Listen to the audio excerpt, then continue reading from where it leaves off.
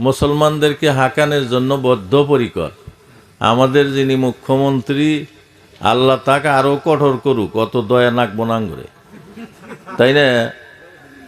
অত দয়া আমাদের লাগবো না। তার যেগুলা কথা, তার শিক্ষার কোনো দাম নাই। হে যে ডক্টরেট নিছে, হে বি নিছে, ওর মানে সামান্য যে কাণ্ড জ্ঞান থাকা দরকার তাও নাই। মানুষটা এটা পদের জন্যই হয়েছে।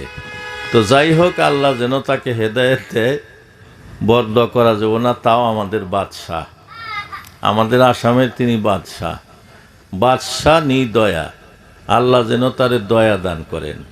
ভাই আর্য দোস্ত, আমরা খালি যদি সরকারের না খাল এখনকার সরকারের মতো আঙ্গর খোদা হইতো, তাহলে উভয় আসিল গো, কথা কন অল্প উভয় আসিল।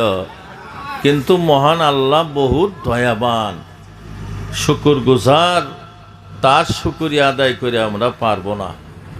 তিনি এত মেহেরবান।